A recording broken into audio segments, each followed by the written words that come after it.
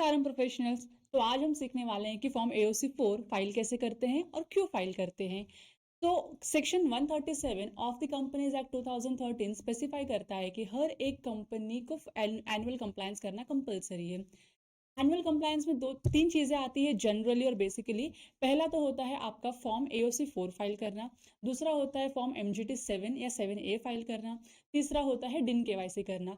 तो जितने भी डायरेक्टर्स के पास डिन नंबर था एज ऑन 31 मार्च 2023 और बिफोर दैट, उनके लिए कंपलसरी है कि आप 30 सितंबर के पहले DIR 3 केवाईसी करके डिन केवाईसी कंप्लीट कर दें। अगर आप नहीं करते हो 30 सितंबर तक जो ड्यू डेट है, तो डेफिनेटली 1 अक्टूबर से ही आपको 5,000 की स्ट्रेट पेनाल्टी लगेगी।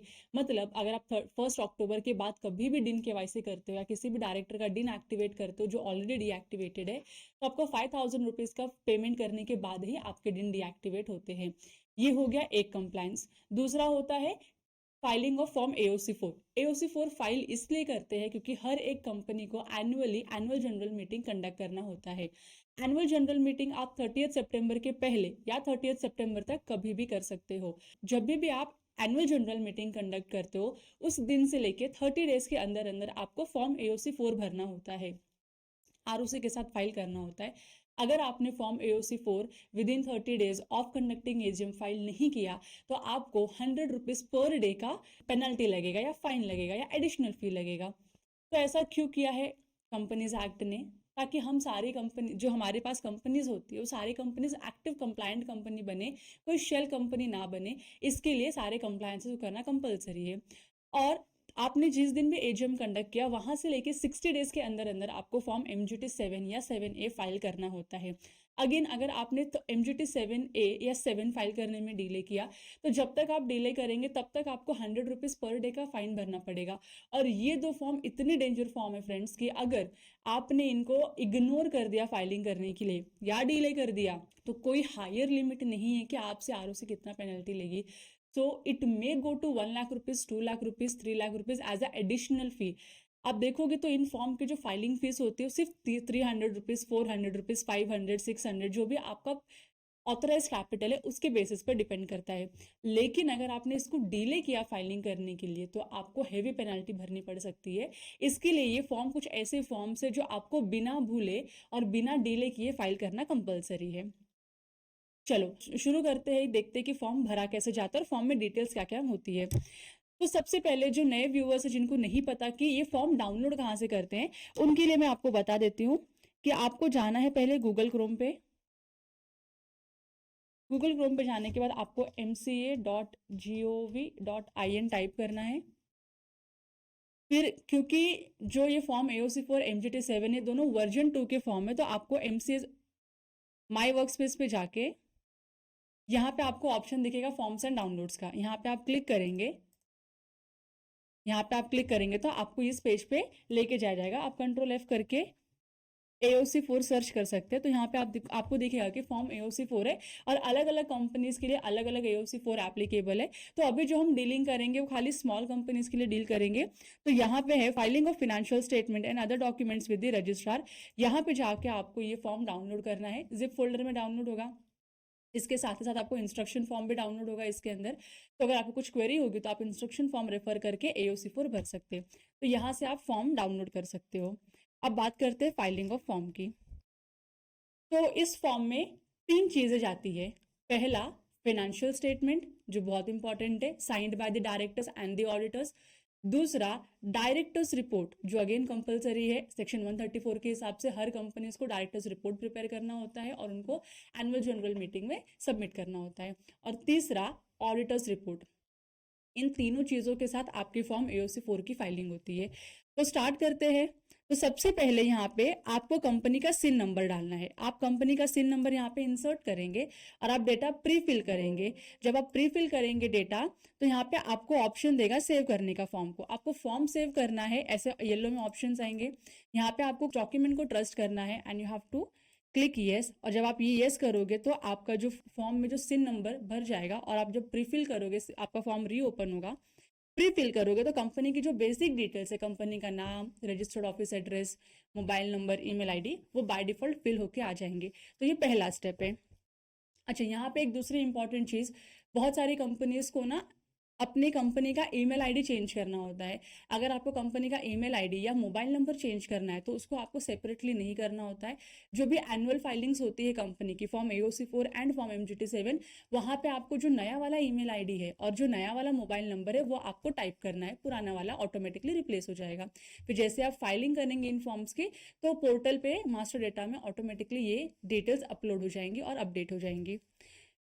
तो यहाँ पे आप सिन नंबर डालोगे, कंपनी का नाम अपीयर होगा, एड्रेस आएगा, ईमेल आईडी अगर आपको चेंज करना है आप चेंज कर सकते हो, डिफॉल्ट वाला रखना है तो डिफॉल्ट वाला रख सकते हो। फिर पॉइंट नंबर 3 बोलता है financial year to which financial statement relates. तो आप कौन से फिनेंशियल ईयर के लिए ये फिनेंशियल स्टेटमेंट और फॉर्म AOC4 फाइल कर रहे हो, तो आपको पीरियड सिलेक्ट करना है। Generally it starts from the 1 April 2022 to 31 March 2023, अगर हम प्रीवियस ईयर 22-23 की बात करते हैं तो। अगर आपका न्यूली इनकॉर्पोरेटेड कंपनी है इन द फाइनेंशियल ईयर 22-23, तो आपका डेट ऑफ इनकॉर्पोरेशन से लेके 31 मार्च 2023 तक का ही फाइल यहाँ पे इंफॉर्मेशन फीड होगा। फिर यहाँ पे आपको 4th पॉइंट पे बोला है date of board of directors meeting in which financial statements are approved. तो बोर्ड रिपोर्ट पे जिस दिन डायरेक्टर्स ने साइन किया है उस दिन को आपको यहाँ पे वो डेट यहाँ पे आपको डालनी है। आपका नेचर ऑफ फाइनेंशियल स्टेटमेंट क्या है, ये प्रोविजनल अनऑडिटेड फाइनेंशियल स्टेटमेंट है या ऑडिटेड फाइनेंशियल स्टेटमेंट है या रिवाइज्ड फाइनेंशियल स्टेटमेंट है। तो जो भी सिचुएशन होगा आपको अकॉर्डिंगली सिलेक्ट करना है। अगर आप फर्स्ट टाइम फाइल कर रहे हो बिना किसी प्रॉब्लम के, तो आपका adopted, audited and adopted financial statement है, तो आपको ऑप्शन नंबर 2 सिलेक्ट करना है। फिर यहाँ पे पूछ रहा है whether provisional financial statements filed earlier, file आपने नहीं किया है तो नॉट एप्लीकेबल कर दीजिए। क्या आपने इस फाइनेंशियल स्टेटमेंट को, बोर्ड रिपोर्ट को किसी एडजर्न एनुअल जनरल मीटिंग में अप्रूव किया, तो जनरली नहीं होता है, तो आप यहाँ पे भी नॉट एप्लीकेबल करके आगे बढ़ सकते हैं। फिर यहाँ पे कुछ इन्फॉर्मेशन ऐसी भरनी होती है ना जो बहुत सारे फॉर्म्स में मैंने देखे मिस्टेक होते हैं। यहाँ पे बोला है डिटेल्स ऑफ डायरेक्टर्स और मैनेजर और secretary, CEO, CFO of the company who have signed the financial statement. तो फाइनेंशियल स्टेटमेंट में जिस डायरेक्टर्स ने साइन किया है या जिस मैनेजर ने, CEO ने, CFO ने साइन किया है, उनके डिटेल्स हमको यहाँ पे डालने हैं। जनरली क्या होता है, अगर कंपनी में सिर्फ 2 ही डायरेक्टर है तो उन दोनों के ही डिटेल्स आएंगे, लेकिन अगर कंपनी में 5 डायरेक्टर है, 3 डायरेक्टर है, in the case of pharma producer company and public company, तो उस सिचुएशन में आपको देखना होता है कि कौन से डायरेक्टर है या कितने डायरेक्टर है जिन्होंने साइन किया।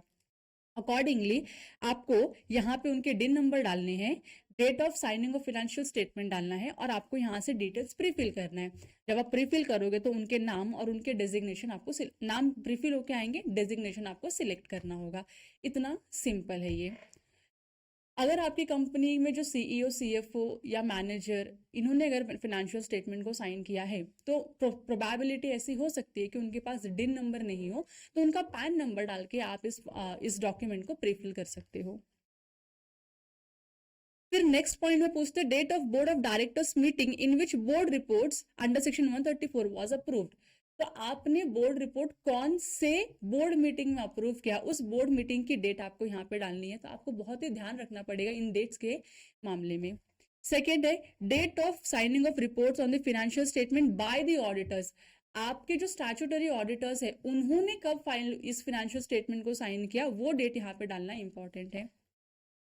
आपने एनुअल जनरल मीटिंग कंडक्ट किया तो answer is yes. Annual general meeting conduct करने के बाद आपका डेट ऑफ AGM क्या था।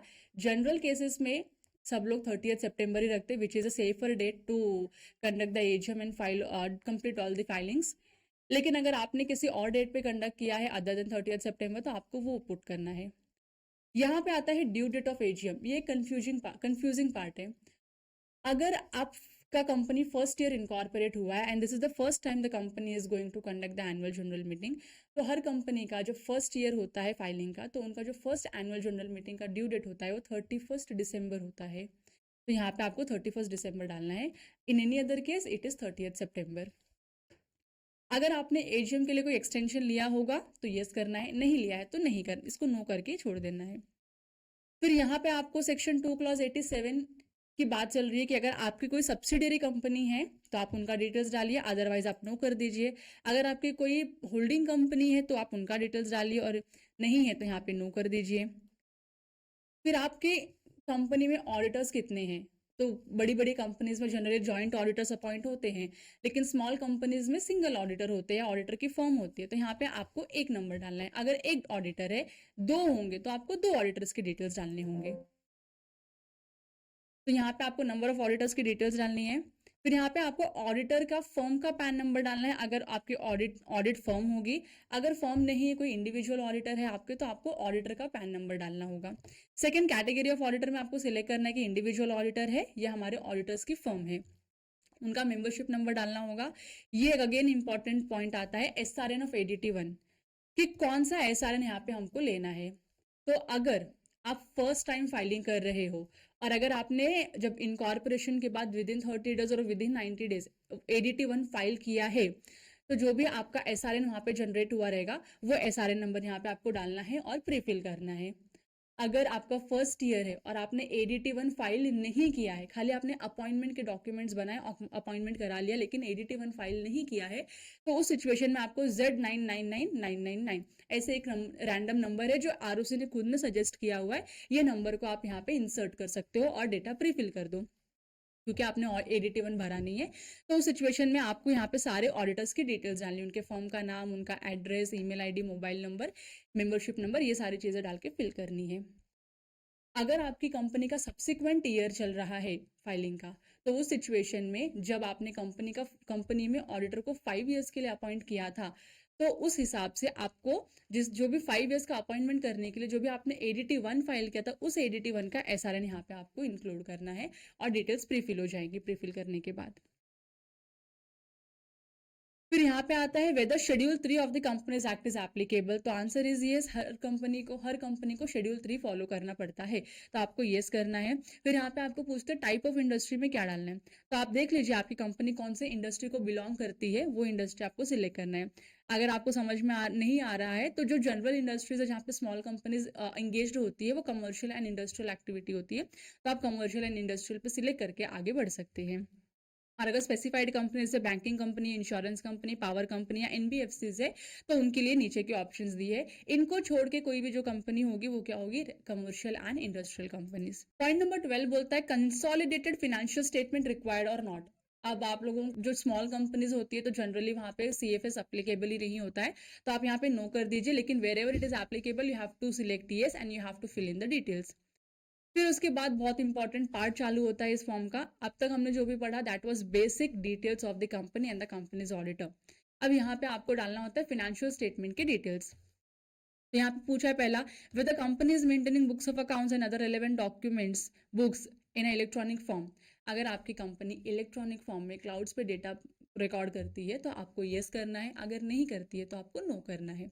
यहाँ तक क्लियर है। फिर उसके बाद पार्ट बी शुरू होता है, और पार्ट बी जो सबसे इंपॉर्टेंट पार्ट है that is filing of financial statement. आपको यहाँ पे आपकी जो बैलेंस शीट है, PNL, उसके नंबर्स यहाँ पे इनपुट करने होते हैं। तो आप लोगों को पता होगा कि लास्ट ईयर से ही ROC का एक नोटिफिकेशन आया था, जिसमें उन्होंने ये बताया था कि हर कंपनी को अमाउंट्स इन हंड्रेड्स और थाउजेंड्स और लैक्स में ही आपको बैलेंस शीट बनानी है। आप ऐसे डेसिमल वाले या फिर आप नॉर्मल बैलेंस शीट नहीं बना सकते हो। तो पहला जो मेरा क्वेश्चन था कि जब हम फॉर्म AOC 4 भर रहे हैं, तो फॉर्म AOC 4 में हमको कौन सा फिगर लेना है, अमाउंट्स इन 100 लेना है या थाउजेंड्स लेना है जो हमने बैलेंस शीट में बनाया है, या जो एक्चुअल फिगर है नॉर्मल अमाउंट्स इन रुपीज, वो यहाँ पे डालना है। तो इस कंफ्यूजन को रिजॉल्व करने के लिए मैंने डेफिनेटली ROC को फोन किया था। तो ROC से मुझे एक सजेशन आया कि नहीं मैम, यहाँ पे आपको रुपीज नॉर्मल ही डालने हैं, रुपीज इन हंड्रेड्स और रुपीज इन थाउजेंड्स नहीं इंक्लूड करना है, क्योंकि फॉर्म में अभी तक वो इंक्लूडेड नहीं है। तो यहाँ पे आप देखेंगे भी, तो यहाँ पे लिखा हुआ है सिर्फ इन रुपीज। तो जो आपके एग्जैक्ट एक्चुअल फिगर है, आपको वही फिगर यहाँ पे इंक्लूड करने हैं। हमारे जो फाइनेंशियल स्टेटमेंट बने हैं उसमें आपको रुपीज इन 100 या रुपीज इन थाउजेंड्स ही रखना है। तो यहाँ पे आपको पीरियड सिलेक्ट करना है 31 मार्च 2023, यहाँ पे आपको 31 मार्च 2022। अगर प्रीवियस ईयर है, नहीं है तो कुछ सिलेक्ट करने की जरूरत नहीं है। फिर यहाँ पे आपको सारी डिटेल्स आपके बैलेंस शीट के हिसाब से फिल करनी है। कैपिटल है, लाइबिलिटीज है, करंट लाइबिलिटीज है, असेट्स है, प्रॉपर्टी प्लांट एंड इक्विपमेंट्स है, करंट असेट्स है, ये सारी इन्फॉर्मेशन आपको यहाँ पे फिल करनी है। तो ऑटोमेटिकली आपका जो बैलेंस शीट है वो टैली हो जाएगा। अगर आपकी बैलेंस शीट टैली नहीं होगी, कुछ मिस्टेक होगा, तो यहाँ पे भी आपका डेटा फिल नहीं होगा, टैली नहीं होगा और आपको आगे नहीं बढ़ने दिया जाएगा। तो you have to make sure कि जो भी आप डिटेल्स फिल कर रहे हो उसमें कुछ भी मिस्टेक्स नहीं है, ताकि हमारी बैलेंस शीट अच्छे से टैली हो जाए। एक बार ये हो जाता है तो फिर यहाँ पे आपको फाइनेंशियल पैरामीटर्स में कुछ इन्फॉर्मेशन होती है कि अगर आपने शेयर एप्लीकेशन या आपने शेयर इशू किया है ड्यूरिंग द ईयर तो आपको वो मेंशन करना है। अगर आपने किसी फॉरेनर्स को शेयर्स दिया है, बायबैक किया है, तो वो आपको यहाँ पे मेंशन करना है। तो जनरली जो स्मॉल कंपनीज होती है ये सारे एक्टिविटीज में इंडल्ज नहीं होती है, तो आपको 0 रखना है। अगर इनमें से किसी भी एक्टिविटी को आपने कंडक्ट किया है तो आपको यहाँ पे उसकी रिपोर्टिंग करना कंपलसरी है। ये डिटेल्स भरने के बाद यहाँ पे एक क्वेश्चन है, whether any operating lease has been converted into financial lease और वाइस वर्सा। अगर आपकी कोई लीज है जो आपने ऑपरेशन से फाइनेंशियल या फाइनेंशियल से ऑपरेटिंग लीज में कन्वर्ट किया है तो आपको उसकी डिटेल्स डालनी है। नहीं किया है तो आपको सिंपली नो करना है इसको। ये एक इंपॉर्टेंट इन्फॉर्मेशन है जो आपको फिल करनी होगी। नेटवर्थ ऑफ अ कंपनी, तो जो शेयर होल्डर्स के फंड का जो टोटल वैल्यू आता है वही कंपनी की नेटवर्थ होती है। मीनिंग देयर बाय कि टोटल असेट्स में से आप माइनस कर दोगे long term liabilities and short term liabilities. जो भी आपकी करंट लाइबिलिटीज या नॉन करंट लाइबिलिटीज है उनको आप माइनस कर दोगे तो आपका जो बैलेंसिंग फिगर आता है वो आपकी कंपनी का नेटवर्थ होता है। तो ये नेटवर्थ आपको यहाँ पे इंक्लूड करना है। अगर कंपनी ने कोई सिक्योर्ड लोन लिया है तो आपको वहाँ पे इसकी डिटेल्स मेंशन करनी है। ग्रॉस फिक्स एसेट्स, यहाँ पे आपको प्रॉपर्टी प्लांट एंड इक्विपमेंट का डिटेल्स देना होगा कि आपकी कंपनी के ग्रॉस एसेट्स कितने थे, फिर उसमें आपने डेप्रिसिएशन कितना चार्ज किया वो आपको यहाँ पे शो करना होता है। इसके अलावा और कुछ चीज़ें अगर आपने की है तो ही फिल करना है, अदरवाइज फिल नहीं करना है। फिर यहाँ पे आता है कि अगर आपने ड्यूरिंग द ईयर किसी भी टाइप का शेयर इशू किया, इक्विटी या प्रेफरेंस शेयर इशू किया, इनमें से किसी भी वे से, तो आपको उसकी डिटेल्स डालनी है। नहीं किया है तो आपको सिंपली 0 करके छोड़ देना है। नेक्स्ट पार्ट 5-6 आता है कि details related to cost records and cost audit. अगर आपकी कंपनी को कॉस्ट ऑडिट एप्लीकेबल है तो यस करना है, अदरवाइज नो करना है। फिर उसके बाद यहाँ पे आता है आपको फिनेंशियल स्टेटमेंट की डिटेल्स डालना, क्योंकि हम शेड्यूल 3 में बैलेंस शीट बनाते हैं या फिनेंशियल स्टेटमेंट प्रिपेयर करते हैं तो शेड्यूल 3 का फॉर्मेट ही यहाँ पे अवेलेबल है। आपको यहाँ पे डिटेल्स डालनी है। अगर प्रीवियस ईयर में कोई डिटेल्स है तो वो फिल करनी है, प्रीवियस ईयर में डिटेल्स नहीं है तो यहाँ पे आपको सिर्फ करंट ईयर का डिटेल्स डालना है। तो आपका टर्नओवर इसमें देखना है, आपको डोमेस्टिक टर्नओवर और एक्सपोर्ट टर्नओवर कितना है उसका बाइफर्केशन देना है आपको। अदर इनकम कुछ होंगे तो वो इंक्लूड करना है। जितने भी आपके एक्सपेंसेस के हेड्स यहाँ पे रिफ्लेक्ट हो रहे हैं वो सारे एक्सपेंसेस इस हेड में ही जाने चाहिए और बचे हुए एक्सपेंसेस को आपको अदर एक्सपेंस में लेके जाना है। इतना ध्यान रख लीजिए वरना इसमें भी बहुत मिस्टेक्स होते हैं। ये एक इंपॉर्टेंट पैरामीटर है पेमेंट टू ऑडिटर्स। आपने ऑडिटर्स को कितना पेमेंट करने वाले हो या कितने पेमेंट का प्रोविजन बना के रखा हुआ है वो यहाँ पे आपको इंक्लूड करना है। जैसे आपका टोटल इनकम और टोटल एक्सपेंस फिल करके हो जाता है। यहाँ की कुछ डिटेल्स अगर आपको एप्लीकेबल है तो ठीक है, अदरवाइज नॉट एप्लीकेबल करके 0 करके आप प्रोसेस कर सकते हो। कंपनी को प्रॉफिट है तो डेफिनेटली कंपनी को टैक्स भरना पड़ेगा, तो आपको करंट टैक्स का वैल्यू कैलकुलेट करके जितने का भी आपने प्रोविजन बनाया होगा उतना यहाँ पे आपको ऐड करना है। डेफर्ड टैक्स अगर अवेलेबल है तो आपको वो भी करना है। डेफर्ड टैक्स कैसे जनरेट होता है, तो जनरली जो कंपनीज होती हैं उनको कंपनीज एक्ट के हिसाब से डेप्रिसिएशन चार्ज करना होता है, लेकिन क्योंकि उनका फाइलिंग इनकम टैक्स पोर्टल पे भी होता है, लेकिन इनकम टैक्स बोलता है कि किसी भी एंटिटी को इनकम टैक्स के जो डेप्रिसिएशन के रेट है वो फॉलो करने होते हैं। तो ऐसे कुछ अलग अलग पॉइंट्स होते हैं जिसकी वजह से जो हमारा कंपनीज एक्ट का प्रॉफिट होता है वो अलग होता है और जो हमारा इनकम टैक्स का प्रॉफिट होता है वो अलग होता है, जिसमें वेरिएशंस आते हैं और उस वेरिएशंस के ऊपर आप टैक्स कैलकुलेट करते हो जिसको हम डिफर्ड टैक्स बोलते हैं। तो अगर ऐसा कुछ है, डिफर्ड टैक्स है, तो आपको यहाँ पे इंक्लूड करना है, नहीं है तो कोई दिक्कत नहीं है। और यहाँ पे जब आप डिटेल्स डाल दोगे तो ये जो ब्लू एरिया जो व्हाइट एरिया है इसमें ऑटोमेटिकली सारे नेट फिगर आ जाएंगे कैलकुलेट होके। फिर यहाँ पे आपका जो भी ईपीएस है, बेसिक और डाइल्यूटेड ईपीएस है, आपको वो ईपीएस मेंशन करना है और आगे प्रोसेस करना है। अगर आपकी कंपनी कुछ डिविडेंड देना चाहती है तो आपको वो डिविडेंड का अमाउंट और परसेंटेज भी मेंशन करना है, अदरवाइज कोई रिक्वायरमेंट नहीं है। फिर आपकी कंपनी ने अगर टर्नओवर बुक किया है तो यहाँ पे आपको कितने प्रोडक्ट कंपनी बेचते हैं, कितने सर्विसेज बेचते हैं वो मेंशन करना है और कितने सर्विसेज से क्या उनको रेवेन्यू जनरेट होता है, कौन से एनपीसीएस कोड में जनरेट होता है वो आपको डिटेल्स डालना है। लेकिन कभी कभी कंपनीज का ऐसा होता है कि वो अभी उनका फर्स्ट ईयर या सेकेंड है तो उन्होंने कुछ रेवेन्यू जनरेट ही नहीं किया, उन्होंने टर्नओवर बुक ही नहीं किया है, तो यहाँ पे आपको कुछ डिटेल्स फिल करने की जरूरत नहीं है, 0 करके आगे आप बढ़ सकते हैं। लेकिन अगर कंपनी ने टर्नओवर बुक किया है तो यहाँ पे आपको प्रोडक्ट एंड सर्विसेज की जो कैटेगरी है उसका पूरा डिटेल्स यहाँ पे मेंशन करना है और उसके बाद आगे करना है। फिर थर्ड सेगमेंट है इस पूरे फॉर्म का, that is reporting of CSR, corporate social reporting. यहाँ पे पहले आपको क्वेश्चन है कि आपकी कंपनी को सीएसआर एप्लीकेबल है क्या, तो you have to check the applicability of CSR. अगर आपको सीएसआर एप्लीकेबल है then you have to select yes, otherwise you have to select no. उसके बाद टर्नओवर और नेटवर्थ की डिटेल्स डालनी है और आगे आपको प्रोसेस करना है।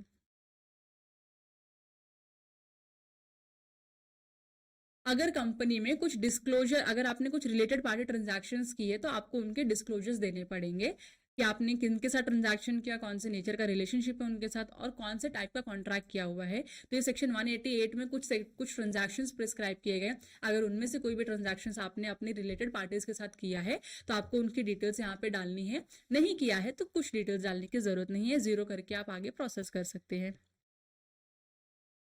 तो नेक्स्ट सेगमेंट है segment number 5, report, auditors report के ऊपर।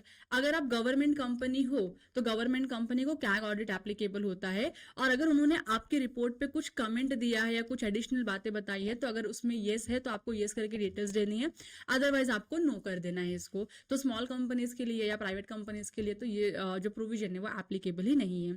फिर उसके बाद मिसलिनियस में हम पढ़ते हैं, मिसलिनियस में बताया गया है कि आपको अगर सेक्रेटरियल ऑडिट एप्लीकेबल है तो आपको येस करना है, सेक्रेटरियल ऑडिट एप्लीकेबल नहीं है तो आपको नो करके आगे फॉर्म प्रोसेस करना है। और सबसे लास्ट का जो पार्ट है इस फॉर्म का, that is detailed disclosure with respect to directors report under section 134(3) is attached.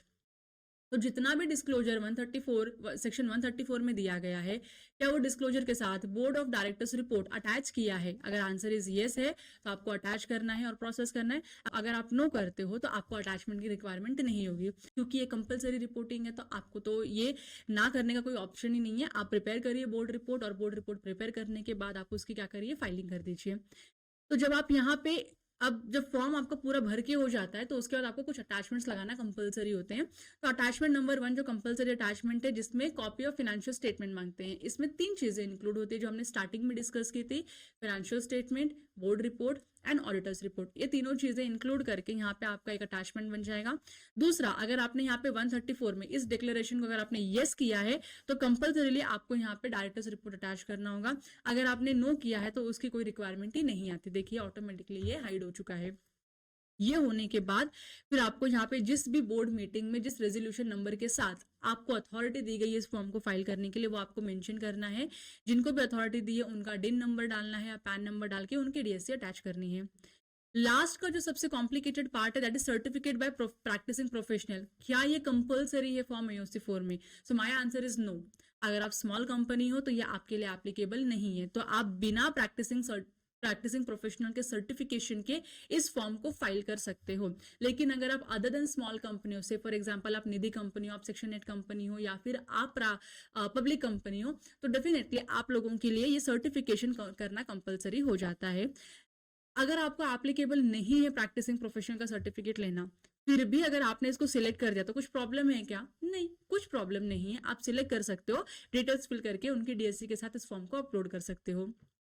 लेकिन आपने गलती से क्लिक कर दिया, अब आप चाहते हो इसको डिसिलेक्ट करना, ये नहीं पॉसिबल है। इसके लिए फिर आपको नया फॉर्म ही भरना पड़ेगा। तो इसके लिए जब भी आप फॉर्म एओसी 4 में कोई भी इंफॉर्मेशन डालते हो तो you have to be very careful कि क्या इंफॉर्मेशन वहां पे जानी चाहिए और हम क्या इंफॉर्मेशन इंसर्ट कर रहे हैं। इतना सब होने के बाद आपको चेक फॉर्म करना होगा। अगर आपने चेक फॉर्म करते वक्त अगर कुछ एरर होगा फॉर्म में तो वो ऑटोमेटिकली आपको पॉपअप हो जाएगा, और जहां पे एरर होगा तो वो वहां पे ही उस एरिया में ही आपको लेके जाएगा। जैसे अभी मैंने सिन नंबर नहीं डाला तो पहला स्टार्टिंग ही मेरा गलत हो गया यहाँ पर, तो मुझे डायरेक्टली उस एरिया पे लेकर गया कि यहाँ पे आपका मिस्टेक है, आप इसको वेरीफाई करिए। तो जैसे ही आप सारे चेक्स क्लियर करते जाएंगे, चेक्स क्लियर करने के बाद आप अपने फॉर्म को डीएससी लगा के प्री स्क्रूटिनी करना है। प्री स्क्रूटिनी करने के बाद आपको ये फॉर्म अपलोड करना है। तो प्री स्क्रूटिनी कहाँ से होती है? यहाँ से होती है। जैसे आपने चेक फॉर्म किया तो ये आपका ऑप्शन ब्लॉक हो जाता है, मॉडिफाई का ऑप्शन आता है। मॉडिफाई, अगर आपको कुछ चेंजेस करने होंगे तो आप मॉडिफाई पे क्लिक करके चेंजेस कर सकते हैं। एक बार आपका चेंजेस करने के बाद फिर से आपको चेक फॉर्म करना है, फिर आपको डीएससी अटैच करनी है डायरेक्टर्स की और प्रैक्टिसिंग प्रोफेशनल्स की इफ एप्लीकेबल। डीएससी अटैच करने के बाद आपको यहाँ पे फॉर्म को प्री स्क्रूटिनी करना है। यहाँ पे क्लिक करके आप फॉर्म प्री स्क्रूटिनी करो। अगर प्री स्क्रूटिनी में भी कुछ एरर होगा तो पॉपअप हो जाता है, उस एरर को आपको रिजॉल्व करना है, उसके बाद प्री स्क्रूटिनी करना है और फिर आपको फॉर्म एओसी 4 वर्जन 2 के पोर्टल पे अपलोड करना है। So this is how we have to file form AOC 4। I hope I have made my point clear. अगर आपको कोई क्वेरी होगी तो डिस्क्रिप्शन बॉक्स में एक कॉन्टैक्ट डिटेल्स दिया रहेगा, आपको ईमेल आईडी दिया रहेगा, आप वहाँ पे अपनी जो क्वेरीज है वहाँ पे आप मुझको पूछ सकते हैं। Thank you. प्रैक्टिसिंग प्रोफेशनल, क्या ये कंपलसरी है फॉर्म एओसी 4 में? So my answer is no. अगर आप स्मॉल कंपनी हो तो ये आपके लिए एप्लीकेबल नहीं है, तो आप बिना प्रैक्टिसिंग प्रोफेशनल के सर्टिफिकेशन के इस फॉर्म को फाइल कर सकते हो। लेकिन अगर आप अदर देन स्मॉल कंपनी हो, से फॉर एग्जांपल आप निधि कंपनी हो, आप सेक्शन 8 कंपनी हो, या फिर आप पब्लिक कंपनी हो, तो डेफिनेटली आप लोगों के लिए ये सर्टिफिकेशन करना कंपलसरी हो जाता है। अगर आपको एप्लीकेबल नहीं है प्रैक्टिसिंग प्रोफेशनल का सर्टिफिकेट लेना, फिर भी अगर आपने इसको सिलेक्ट कर दिया तो कुछ प्रॉब्लम है क्या? नहीं, कुछ प्रॉब्लम नहीं है, आप सिलेक्ट कर सकते हो, डिटेल्स फिल करके उनकी डीएससी के साथ इस फॉर्म को अपलोड कर सकते हो। लेकिन आपने गलती से क्लिक कर दिया, अब आप चाहते हो इसको डिसिलेक्ट करना, ये नहीं पॉसिबल है। इसके लिए फिर आपको नया फॉर्म ही भरना पड़ेगा। तो इसके लिए जब भी आप फॉर्म एओसी 4 में कोई भी इन्फॉर्मेशन डालते हो तो you have to be very careful कि क्या इन्फॉर्मेशन वहाँ पे जानी चाहिए और हम क्या इन्फॉर्मेशन इंसर्ट कर रहे हैं। इतना सब होने के बाद आपको चेक फॉर्म करना होगा। अगर आपने चेक फॉर्म करते वक्त अगर कुछ एरर होगा फॉर्म में तो वो ऑटोमेटिकली आपको पॉपअप हो जाएगा, और जहां पे एरर होगा तो वो वहां पे ही उस एरिया में ही आपको लेके जाएगा। जैसे अभी मैंने सिन नंबर नहीं डाला तो पहला स्टार्टिंग ही मेरा गलत हो गया यहाँ पर, तो मुझे डायरेक्टली उस एरिया पे लेकर गया कि यहाँ पे आपका मिस्टेक है, आप इसको वेरीफाई करिए। तो जैसे ही आप सारे चेक्स क्लियर करते जाएंगे, चेक्स क्लियर करने के बाद आप अपने फॉर्म को डीएससी लगा के प्री स्क्रूटिनी करना है। प्री स्क्रूटिनी करने के बाद आपको ये फॉर्म अपलोड करना है। तो प्री स्क्रूटिनी कहाँ से होती है? यहाँ से होती है। जैसे आपने चेक फॉर्म किया तो ये आपका ऑप्शन ब्लॉक हो जाता है, मॉडिफाई का ऑप्शन आता है। मॉडिफाई, अगर आपको कुछ चेंजेस करने होंगे तो आप मॉडिफाई पे क्लिक करके चेंजेस कर सकते हैं। एक बार आपका चेंजेस करने के बाद फिर से आपको चेक फॉर्म करना है, फिर आपको डीएससी अटैच करनी है, डायरेक्टर्स की और प्रैक्टिसिंग प्रोफेशनल्स की इफ एप्लीकेबल। डीएससी अटैच करने के बाद आपको यहाँ पे फॉर्म को प्री स्क्रूटिनी करना है। यहाँ पे क्लिक करके आप फॉर्म प्री स्क्रूटिनी करो। अगर प्री स्क्रूटिनी में भी कुछ एरर होगा तो पॉपअप हो जाता है, उस एरर को आपको रिजॉल्व करना है, उसके बाद प्री स्क्रूटिनी करना है और फिर आपको फॉर्म एओसी 4 वर्जन 2 के पोर्टल पे अपलोड करना है। So this is how we have to file form AOC 4। I hope I have made my point clear. अगर आपको कोई क्वेरी होगी तो डिस्क्रिप्शन बॉक्स में एक कॉन्टैक्ट डिटेल्स दिया रहेगा, आपको ईमेल आईडी दिया रहेगा, आप वहाँ पे अपनी जो क्वेरीज है वहाँ पे आप मुझको पूछ सकते हैं। Thank you.